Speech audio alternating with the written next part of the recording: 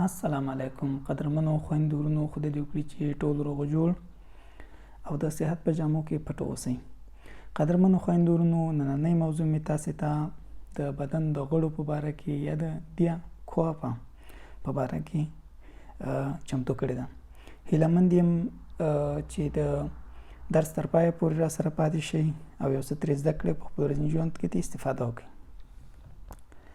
قدرمنو خویندو ورونو، په بهرنۍ برخه کې موږ سره لیکل شوي دي چې دیا کوافه وایي بدن ته. قدرمنو خویندو ورونو، په لاندنۍ برخه کې موږ سره لیکل شوي دي دیا کوپف. دیا کوپف یعنی سر. دی شولټا. دی شولټا یعنی اوږه. دیا آم.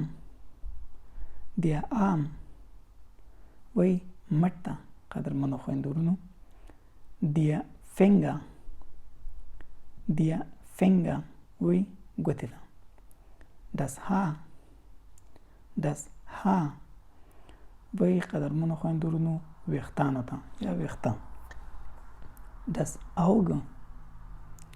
دس اوګه وی قدرمنو خویندو ورونو سترګې ته. دیا موند. دیا موند وی خولې ته. دی نازه. دی نازه وی قدرمنو خویندو ورونو پوزې ته یا پزه. دی لپه. دی لپه وی قدرمنو خویندو ورونو شونډې ته. په بخښنې سره دس اوه. دس اوه وی قدرمنو خویندو ورونو غوږ ته. دی هند. دی هند وی قدرمنو خویندو ورونو لاس ته. دیا څی. دیا څی وی قدرمنو خویندو ورونو د پښې غټې ګوتې ته. دس کنی.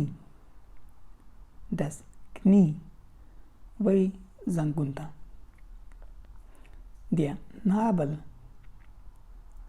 دیا نابل وی قدرمنو خویندو ورونو نوم ته یعنی د خېټې نوم ده. دیا کنشل. دیا کنشل وی قدرمنو خویندو ورونو خنګري ته. دی بروست. دی بروست وی قدرمنو خویندو ورونو سینې ته. دی ویمپا.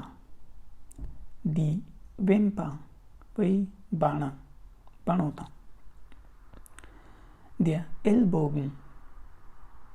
دیا البوګن وی قدرمنو خویندو ورونو څنګل ته. دیا غوکن. دیا غوکن وی لاته. دس باین. دس باین وی قدرمنو خویندو ورونو ورون ته. دیا فوز. دیا فوز وی قدرمنو خویندو ورونو پښې ته. دیا باوغ. دیا باوغ وی قدرمنو خویندو ورونو خېټې ته. قدرمنو خویندو ورونو، دا اوس زموږ د نن ورځې درس. خدای دې وکړي چې درس مو خوښ شوی وي. که چیرې درس مو خوښ شوی وي، قدرمنو خویندو ورونو ویډیو سره لایک کړئ، شیر یې کړئ. که چیرې پوښتنې لرئ قدرمنو خویندو ورونو نو موږ ته په کمنټ کې پرېږدئ. موږ به انشاءالله ستاسې پوښتنو ته ځوابونه وایو. په هر ځای چې اوسئ خوښ اوسئ، خوشحاله اوسئ. د الله په امان.